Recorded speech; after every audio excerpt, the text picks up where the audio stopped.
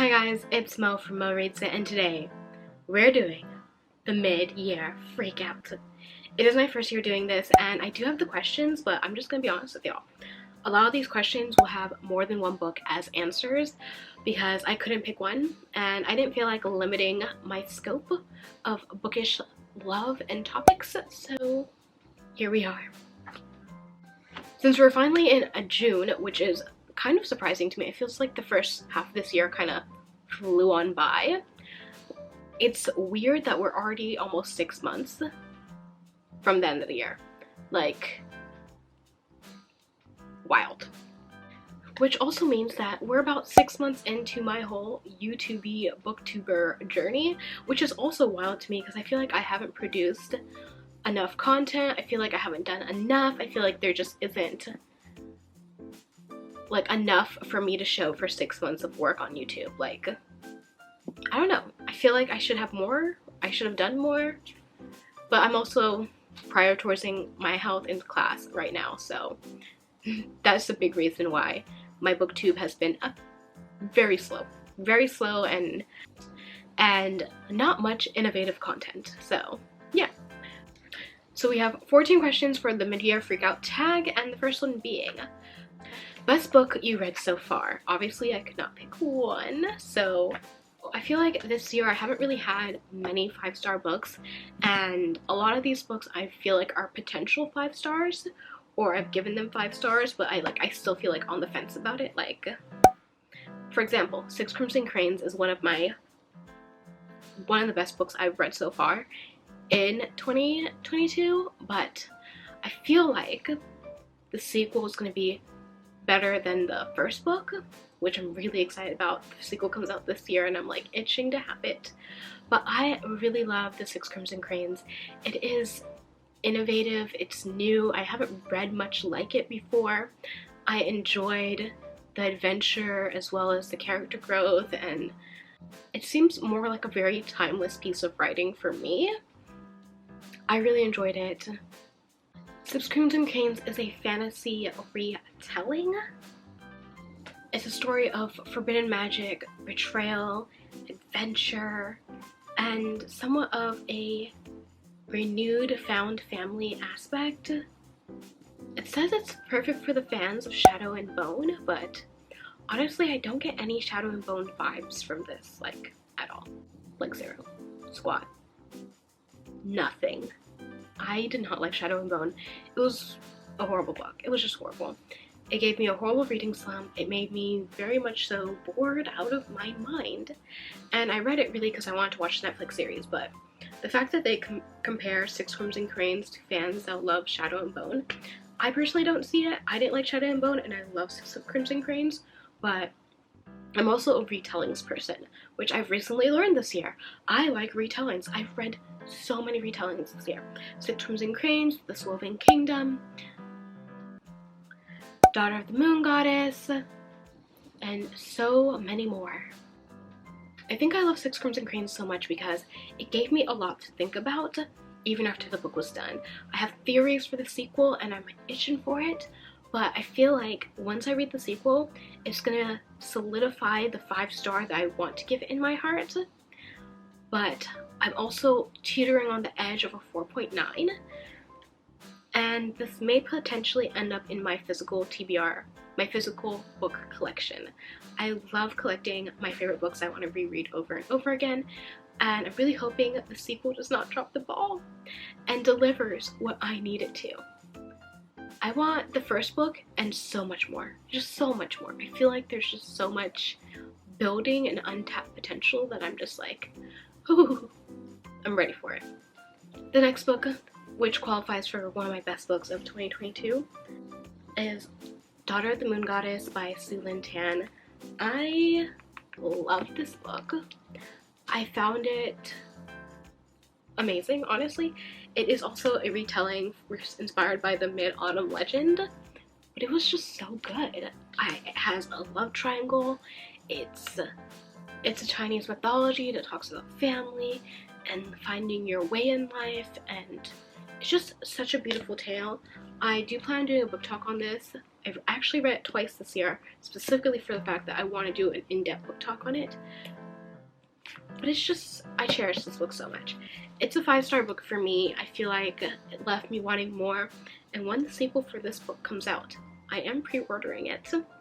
But when it comes out, I feel like it's going to also become a 5-star series in my book collection. And I will be getting a physical book because it was just so good. I loved it. I feel like the adventure was different and new. And I look forward to seeing what the sequel will bring, because I feel like both the books, Six Crimson Cranes and Daughter of the Moon Goddess, was setting the scene for something so much bigger. And I'm ready for it. I'm prepared for it. I'm emotionally prepared for it. I'm mentally prepared for it. I need the books now, really. And the last 3 books on my best books so far for 2022 is the Shatter Me series. Not Shatter Me itself, because I felt like it was kind of not as good as Ignite Me and Unravel Me. And these are OG YA books from way back when. But I really like them. I really like them. I was supposed to read these books like 10 years ago, a whole decade ago. Never got around to them because I was in a horrible reading slump. And I couldn't get out of that reading slump for about a whole decade. But I wish I had, because I feel like these books would have snatched me out of that reading slump so quickly. But I'm happy I read them now, and I have the physical copies. I've been tabbing. We went on a little tabbing spree. It was good. I enjoyed the ride. I will have to say though, the 3 books that come after the original trilogy are not as good as the original trilogy, sadly. They kind of become watered down, not very consistent in the storytelling either. It didn't hit the way these hit. And this one didn't really hit that hard. It's these 2 that really did all the work. I'm pretty sure everyone's probably already read the Shatter Me series. If you want to, get through the first book. It's like not as good as the other 2, but get through the first book if you really want to read Shatter Me. But invest in the last 2. That's where it belongs. That's where your heart belongs and you're investing time. I feel like everyone knows what these books are about, but long story short, Shatter Me is about a girl who's locked up in an insane asylum because her touch is literally fatal. She lives in this dystopian world in which the reestablishment has pretty much taken over, and they're running under like this military rule, and they want to essentially use her as a weapon to torture people. And this is Juliet's story about coming to sanity, falling in love, discovering life, and so on and so forth. It has a very interesting writing style. It writes and reads as if she is insane, which is pretty cool. It's like a very edgy writing style, very popular way back when in, I don't remember what year this came out, but this was YA, my guess was 2010 honestly, but 2011. My guess was 2010 honestly, but sounds about right. It's very 2010 vibes. Next question. Best sequel you've read so far? Pretty much Unravel Me. It's the only really sequel I've read so far that made it to a 5-star book for me. It is a backlisted book, but I still enjoyed it. I have been mostly reading the first novel in series this year, so I haven't read many sequels overall. So the pickings were very slim for this question. I wish I had read more sequels, but for a lot of the series I'm in, the sequels aren't even out yet, and my library has such a horrible wait time for pretty much all the books I really want to read. So I haven't read any sequels that would qualify for this question just yet. New releases you want to read. Babel. I really want to read Babel. I love the cover for it. The cover really just caught me for this book, and I haven't read, I think, any of my most anticipated release books yet, but if you check out that video, that is the other new releases I was supposed to read in 2022. I haven't even checked if they're out yet. I think Book Lovers is out right now. So many people loved it, and I think Daughter of the Moon Goddess was on that list as well. Read that one. It was very good. Made it to some of my top tier books. But other than that, I don't really remember my most anticipated releases reads. Except for Babel. Because I'm really excited. I know it's about to come out soon, so I'm just like, is it here yet? Is it here yet? Is it here yet? Biggest disappointment.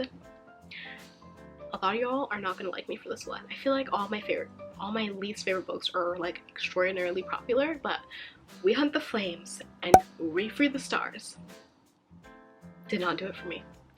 It did not do it for me. I did listen to them through Audible, and I love the Audible like voices and everything, but the story itself, it didn't grip me. It didn't capture my heart. It was fun. It was good. It was okay, but like it wasn't great. I don't know. I want to reread them in physical copy because I feel like it's gonna be like the Six of Crows Crooked Kingdom issue. So I read Six of Crows on my Kindle, and I read Crooked Kingdom in a physical copy. Loved Crooked Kingdom. Did not like Six of Crows, and it gave me a horrible book slump. A horrible reading slump.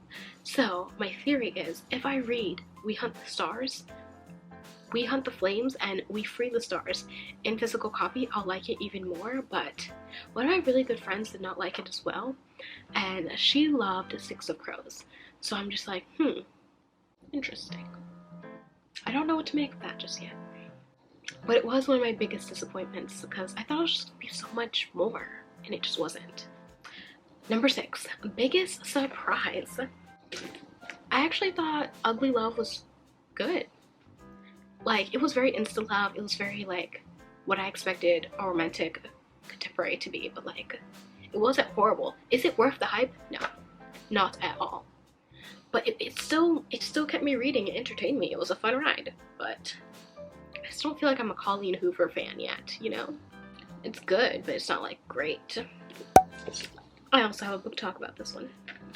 New favorite author. I will have to say it's Tahereh Mafi because I recently started reading her works this year, and I enjoyed This Living Kingdom. It was my first retelling, I think, and I really did like the Shatter Me series, even though the last 3 books in the series was just meh. The first 3 were good though. Number 8, new fictional crush. I think it's Matthew Warner from the Shatter Me series, and Kenji. I think they're just interesting. But other than that, I don't really have any good options. That was like the highest tier that I can pull from. But I wish I had more higher than they are that I could pull from, if you get what I mean. Because I feel like they still aren't like top tier for me, but whatever. New favorite character is Kenji. I just really liked his character. It was really funny. I enjoyed his lines. I enjoyed the banter. Funny. Enjoyed him. Number 10, a book that made you cry. It hasn't happened yet. Everyone told me I was gonna cry in Ugly Love. I did not cry. I don't know if it takes a lot for me to cry, but the last time I remember crying while reading a book was A Thousand Boy Kisses. I forgot who it's by. I think it's by Tilly Cole. But that book made me cry at the end. But other than that, that's the last book that made me cry. That was 2021, so 2022, you're not doing well. I haven't cried yet. Maybe this is a good thing. Number 11, a book that made you happy. I have to say, it is These Hollow Vows by Lexi Ryan. So I was really sick when I read this, and it just made me so happy because I was so sick. I was so dizzy, and it just made my day. It made my mood. It did its job. If you like trashy reality TV with Faye, you'll like this. That's the best way I can sum it up. Most beautiful book I have ever bought is Daughter of the Moon Goddess. It's just so beautiful. It is the Fairy Loot edition. It has exclusive end pages. It's decadently lovely. It has these beautiful sprayed edges. Like, it's just gorgeous. It's just gorgeous. I am ordering the special edition sequel from Fairy Loot so that I can have the matching copies. Number 13, what do you want to read before 2022 ends? I want to read my list of 22 books to read in 2022. I did a whole YouTube video on this. Check it out, but I really want to read that. I've gotten maybe 12 of the books done already, but I still have a lot more to go. And I'm thinking of just buying them in physical copies because the library game with these books is not making me read them any faster because I have to wait so long to get like one copy of a book. It's stressful. And last but not least, my favorite community members.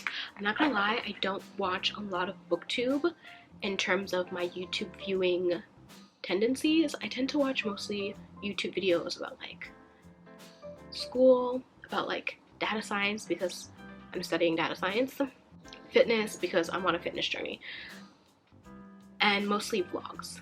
But I do watch BookTube. I just don't watch as much as I feel like other BookTubers watch because I'm very much so like health prioritized right now and school prioritized right now, so that's where my viewing tendencies tend to lie. But these are some of my creators that I enjoy watching. From their aesthetic to their bookish recommendations, here are some creators that just make my bookish world a little bit better. One of the next best things after reading a good book is going to watch someone have their own experience reading the same good book. It's one of my favorite pleasures in life, and I highly suggest checking out some of these creators and consider subscribing to their channels because they have been such a joy to watch this past year that I couldn't imagine BookTube without them. Okay, that was our mid-year freakout. I'm not freaking out. I feel like I'm doing really well. I've already read about 45, 47, something like that, books this year. So I am on track to meet my 100 book goal for the end of the year. So excited for that. But other than that, I really enjoyed this year of reading. My first almost full year of reading, and I feel really happy and tingly about it. And I'm ready. I need to read those 22 books I said that I want to read in 2022 because these library games are not for me. They just aren't. So let me know if you have any like favorite book of 2022. Let me know in the comments below because I love good books to just be recommended to me and I just pick them up and read them. I actually don't like looking for good books to read. It really pisses me off. So if you have any recommendations, leave them in the comments below. And other than that, I'm Mo. I'm here every Friday and be sure to subscribe. Have a good day, y'all. Bye.